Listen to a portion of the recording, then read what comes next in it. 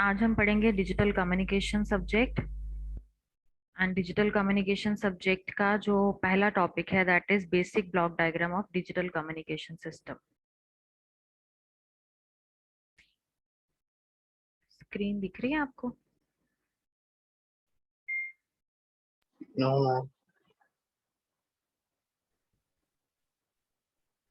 अब देखो, दिख रही है। Yes, ma'am. तो ये हमारा डिजिटल कम्युनिकेशन सिस्टम का बेसिक ब्लॉक डायग्राम है। इसमें सबसे पहले है हमारे पास source, then source encoder, channel encoder, modulator and channel. ये हो गया ट्रांसमिटिंग एंड पे। देन चैनल के थ्रू जब हमारा सिग्नल ट्रेवल करेगा तो हमारा रिसीविंग एंड पे इसके बिल्कुल ऑपोजिट ब्लॉक्स लगे होंगे। मॉड्यूलेटर की जगह demodulator, then channel decoder, source decoder and destination. तो बहुत सिंपल सा ब्लॉक डायग्राम है। अब बेसिकली मैं आपको बताना चाहती हूँ कि डिजिटल कम्युनिकेशन सिस्टम में हम या डाटा कम्युनिकेशन सिस्टम में हम क्या चीजें यूज कर रहे हैं और उसका पर्पस क्या है। हम जब कम्युनिकेट करते हैं तो कम्युनिकेशन का मतलब क्या होता है कि हमने अपनी इंफॉर्मेशन को सोर्स से डेस्टिनेशन तक पहुंचाना है through a medium, through a channel. ठीक है।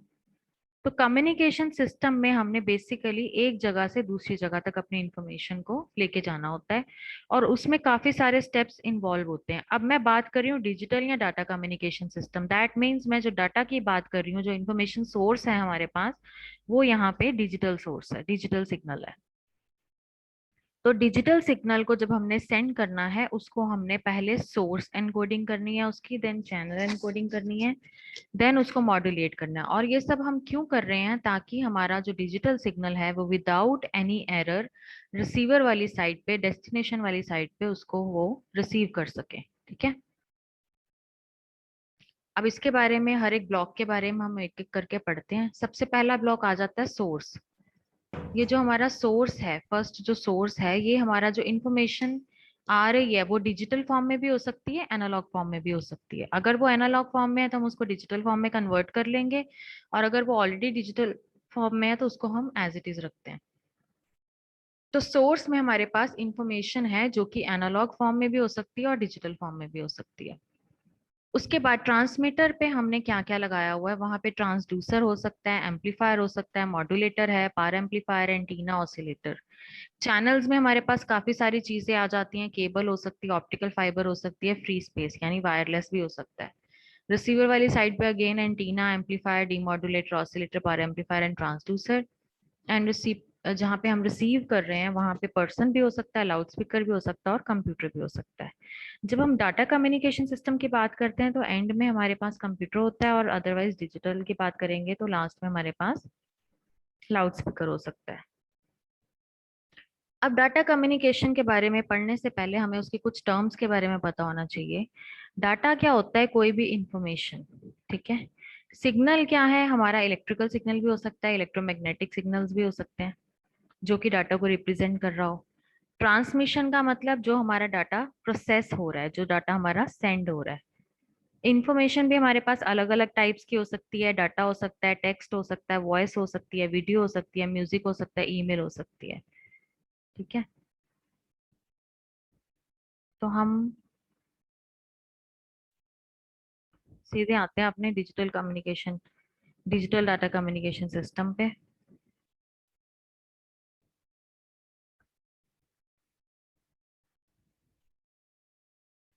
हमने इसकी इतनी सारी डिटेलिंग नहीं करनी है।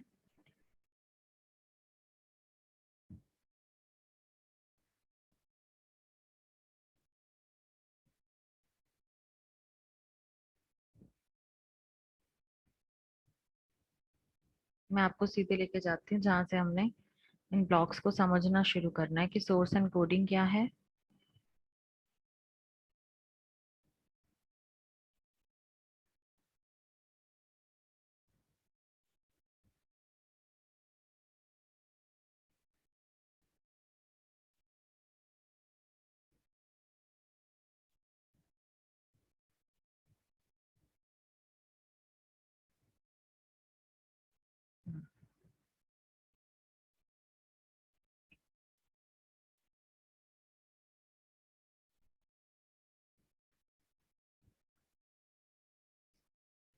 सो ये हमारा डिजिटल कम्युनिकेशन सिस्टम का ब्लॉक डायग्राम था, जिसमें information source, A to D converter, source encoder, channel encoder, modulator, then channel के थ्रू हमारा सिग्नल ट्रांसमिट करेगा, और रिसीवर वाली साइड पे demodulator, channel decoder, source decoder, D to A converter और इंफॉर्मेशन सिंक यानी इंफॉर्मेशन सोर्स है। अब जब हम बात करते हैं डिजिटल कम्युनिकेशन सिस्टम की, दैट मीन्स कि जो हमारा डाटा है, डिजिटल जो फॉर्मेट है वो कौन सा है, बाइनरी नंबर्स यानी 0 और 1 की फॉर्म में हमारा डाटा ट्रेवल कर रहा है। अब इंफॉर्मेशन सोर्स जो यहाँ पे है वो हमारा अगर तो एनालॉग सिग्नल होगा, तो ए टू डी कन्वर्टर लगा हुआ, ये क्या करेगा, एनालॉग सिग्नल को डिजिटल सिग्नल में कन्वर्ट करके आगे सेंड कर देगा। अगर यहाँ पे ऑलरेडी हमारा डिजिटल डाटा है इंफॉर्मेशन सोर्स पे, तो ए टू डी कन्वर्टर यहाँ पे काम नहीं करेगा, क्योंकि वो चेक कर लेगा जो हमारा इंफॉर्मेशन सोर्स है ये ऑलरेडी हमारा कन्वर्टेड है डिजिटल सिग्नल में। ठीक है। अब इंफॉर्मेशन सोर्स जो है वो कहाँ से आ रहा है, जब मैं माइक की बात करती हूँ, माइक हमारा ट्रांसमीटर पे लगा होता है और लाउड स्पीकर हमारा रिसीवर एंड पे लगा होता है। तो अब माइक में हमारे पास जो एनालॉग डाटा है वो माइक में अगर हम बोल रहे हैं तो साउंड सिग्नल हो सकता है, इसके अलावा इमेज हो सकती है, वीडियो हो सकती है। अगर हम डिजिटल डाटा की बात करते हैं तो हो सकता है उसको कीबोर्ड से हम एंटर कर रहे हैं डाटा, बाइनरी नंबर्स हैं या हेक्साडेसिमल नंबर है। अब जब हमने बात करी ए टू डी कन्वर्टर की, ए टू डी कन्वर्टर क्या करता है, एनालॉग सिग्नल को डिजिटल सिग्नल में कन्वर्ट करता है। तो इस ब्लॉक के अंदर ऐसी कौन सी चीज लगी हुई है जो एनालॉग सिग्नल को डिजिटल में कन्वर्ट कर रही है, ये आपने पीसीई वाली सब्जेक्ट में पढ़ा हुआ है, जिसमें एनालॉग से डिजिटल में जब हमें कन्वर्ट करना होता है तो हम सिग्नल की सैंपलिंग करते हैं। याद होगा आपको, एनालॉग सिग्नल को हम सैंपल्स में डिवाइड करते हैं, उसके बाद हम उसकी क्वांटाइजेशन करते हैं, मतलब राउंड ऑफ वैल्यू लेते हैं और उसके बाद उसको बाइनरी सिग्नल में कन्वर्ट करते हैं। याद है, ये ए टू डी कन्वर्टर के बीच में हमारे पास sampling, quantization, sample and hold circuit लगा होता है।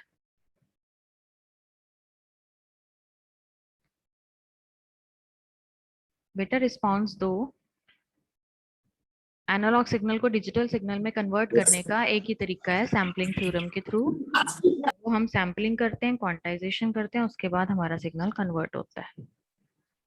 ठीक है।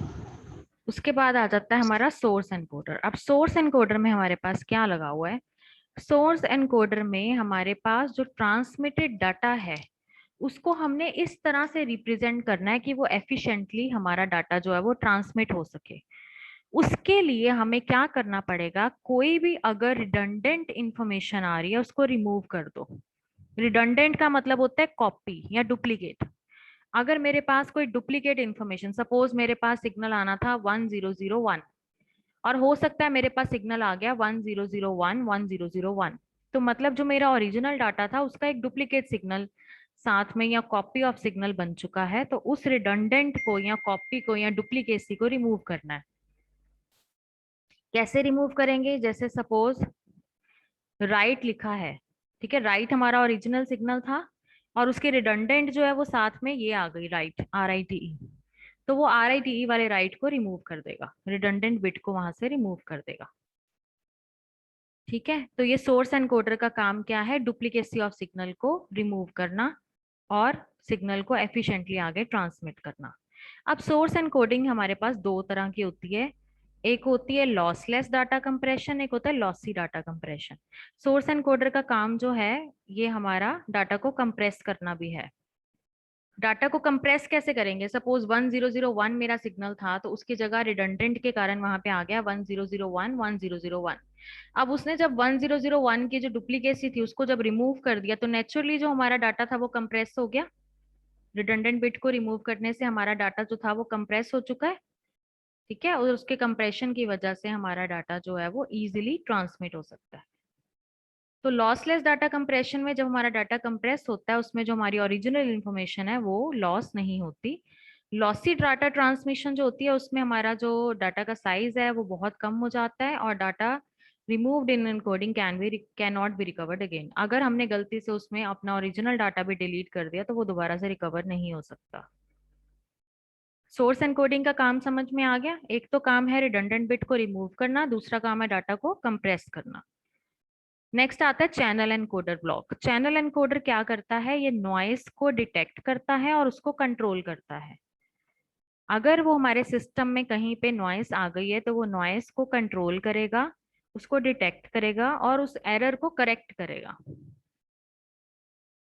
ठीक है, क्योंकि अदरवाइज क्या होता है, हमारे डाटा में एरर आ सकता है ड्यू टू नॉइस। आप सबको पता है ड्यू टू नॉइस हमारा जो इंफॉर्मेशन सिग्नल है, ओरिजिनल इंफॉर्मेशन सिग्नल है, वो डिस्टॉर्ट हो जाता है, वो खराब हो जाता है, उसमें कहीं ना कहीं पे नॉइस ऐड हो जाती है, जिसके कारण हमारे सिग्नल में प्रॉब्लम आती है। तो चैनल एनकोडर का काम है नॉइस को डिटेक्ट करके उसको रिमूव करने का। ठीक है। मॉड्यूलेटर क्या करता है ये आप सबको पता है। मॉड्यूलेटर हम इसलिए यूज करते हैं ताकि हमारा signal long long distance travel कर सके। Represent the data in a form to make it compatible with the channel. Modulator का काम क्या है, यहाँ पे लॉन्ग डिस्टेंस हमारा सिग्नल ट्रेवल कर सके और वो हमारे ओरिजिनल जो कैरियर है उसके साथ, सॉरी जो चैनल है उसके साथ कंपैटिबल हो सके। कैरियर सिग्नल जो होता है और मॉड्यूलेटिंग सिग्नल जो होता है वो आपस में सुपर इम्पोज हो जाते हैं, जिसकी वजह से हमारा जो रिजल्टेंट मॉड्यूलेटेड सिग्नल है वो ट्रेवल करता है। ये सब आपने पढ़ा हुआ है मॉड्यूलेटर क्या होते हैं। ठीक है। सिमिलरली डीमॉड्यूलेटर क्या करते हैं, ये रिमूव करते हैं कैरियर सिग्नल को, जो हमने मॉड्यूलेटर के टाइम पे कैरियर सिग्नल को ज्वाइन किया था, डीमॉड्यूलेटर उसको रिमूव करता है। चैनल डिकोडर का काम बिल्कुल उल्टा है, चैनल एनकोडर की तरह ये डिटेक्ट करता है, करेक्ट करता है एरर को जो हमारे चैनल में आए थे। सोर्स डिकोडर डाटा को पहले कंप्रेस करा था सोर्स एनकोडर ने, डिकोडर उसको डीकम्प्रेस करेगा। डिजिटल टू एनालॉग कन्वर्टर क्या करेगा, अगर पहले हमारा सिग्नल एनालॉग फॉर्म में था उसको डिजिटल फॉर्म में सिग्नल को कन्वर्ट करने के बाद हमने प्रोसेस किया, यहाँ पे डेस्टिनेशन पे जाना है, रिसीवर वाली साइड पे है, इसलिए हम उसको ओरिजिनल फॉर्म में दोबारा वापस ले आएंगे, तो यहाँ पे डिजिटल को एनालॉग में कन्वर्ट कर देंगे। अब हमने डिजिटल कम्युनिकेशन की बात क्यों करी, क्योंकि हमारे पास जो सिग्नल है 0 1 की फॉर्म में होता है, उसको रीजनरेट कर सकते हैं हम। यहाँ पे रिपीटर्स को बहुत इजीली यूज कर सकते हैं। नॉइस इम्यूनिटी के लिए हमारे पास चैनल एनकोडर लगा हुआ है जो कि बेटरली नॉइस को हैंडल करता है, और ये डिफ्रेंशिएट करना इजी हो जाता है कि हमारा जो सिग्नल है वो 0 है या 1 है। ट्रांसमिशन इजी क्यों है, क्योंकि डिजिटल है तो हमारे पास सिग्नल्स में एरर कम होते हैं, सिग्नल फास्ट जाता है और बेटर प्रोडक्टिविटी होती है। मल्टीप्लेक्सिंग इजी है, मॉडर्न टेक्नोलॉजी है, एनक्रिप्शन इजी है। ये आप सबको पता है कि डिजिटल के बेनिफिट्स क्या हैं एनालॉग के केस में, एनालॉग के कंपैरेटिवली। और डिसएडवांटेज क्या है, मेजर डिसएडवांटेज जो डिजिटल कम्युनिकेशन का ये है कि इसको ट्रांसमिशन के लिए बैंडविड्थ ज़्यादा चाहिए या चैनल बैंडविड्थ ज़्यादा चाहिए, जिसके कारण हमने जब एक इंफॉर्मेशन को डिजिटल फॉर्मेट में भेजना होता है तो वो ज़्यादा बैंडविड्थ लेता है कंपैरेटिवली एनालॉग फॉर्मेट के। और दूसरा डिसएडवांटेज ये है कि इसमें सिंक्रोनाइजेशन होनी ज़रूरी है। अगर सिंक्रोनाइजेशन नहीं होगी तो इसमें प्रॉब्लम आएगी, एरर्स आ जाएंगे, और एनालॉग सिग्नल में सिंक्रोनाइजेशन की जरूरत नहीं पड़ती थी। क्लियर हुआ ये पूरा टॉपिक?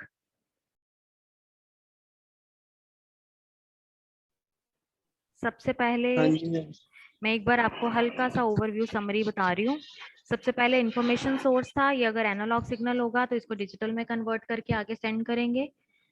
अगर वो एनालॉग से डिजिटल में कन्वर्ट हो रहा है दैट मीन्स यहाँ पे हमारी सैम्पलिंग हो रही है, क्वांटाइजेशन हो रही है, और उसके बाद हमारा बाइनरी सिग्नल आ रहा है। सोर्स एनकोडिंग है, सोर्स एनकोडिंग टेक्निक में हमारे पास कंप्रेशन होता है और रिडंडेंट बिट्स रिमूव होती हैं। चैनल एनकोडर है, ये नॉइस को डिटेक्ट करता है देन उसको रिमूव करता है। देन मॉड्यूलेटर है, ये सिग्नल को मॉड्यूलेट करता है, मतलब यहाँ पे हाई कैरियर सिग्नल जो है वो सुपर इम्पोज हो जाते हैं हमारे मॉड्यूलेटिंग सिग्नल के साथ, और रिजल्टेंट मॉड्यूलेटेड सिग्नल चैनल की तरफ जाता है। चैनल यहाँ पे कोई भी हो सकता है। उसके बाद डीमॉड्यूलेटर लगा हुआ है, ये अगेन यहाँ पे कैरियर सिग्नल को रिमूव करेगा। चैनल डिकोडर जो है वो अगेन नॉइस को वहां से रिमूव करके जो हमने वहां पे नॉइस डिटेक्ट करी थी उसको रिमूव करके करेक्ट करता है। सोर्स डिकोडर यहाँ पे डीकम्प्रेस करेगा सिग्नल को जो हमने सोर्स एनकोडर में कंप्रेस किया था। D to A converter again original form में ले आएगा, अगर एनालॉग फॉर्म में हमारा सिग्नल था तो एनालॉग फॉर्म में आ जाएगा, और इन्फॉर्मेशन सिंक पे जो हमारा डेस्टिनेशन होगा वो होएगा। कोई ब्लॉक का फंक्शन नहीं समझ आया तो बताओ।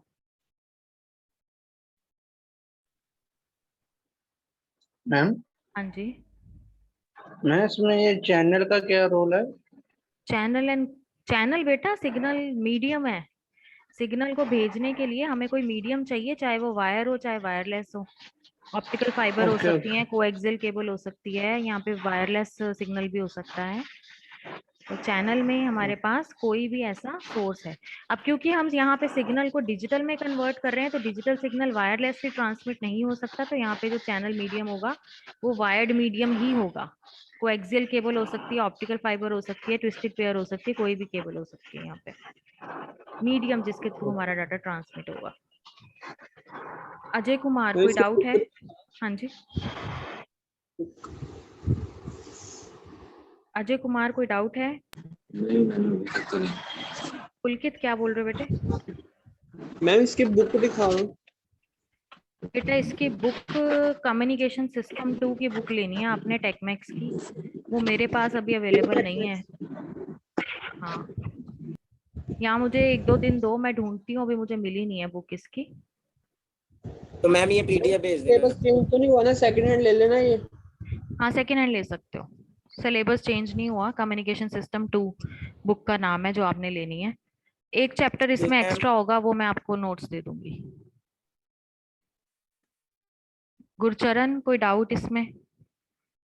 किसी ब्लॉक का फंक्शन ना समझ आया हो तो बताओ। अभी बुक नहीं लिया तो आप ये स्लाइड्स भेज देना। हाँ, ये मैं भेज दूंगी, आज का लेक्चर मैं आपको पूरा रिकॉर्ड किया है, वो भेज देती हूँ। नहीं मैम ये स्लाइड्स सेपरेटली भेज देना ना ग्रुप में। अच्छा ठीक है, भेज दूंगी।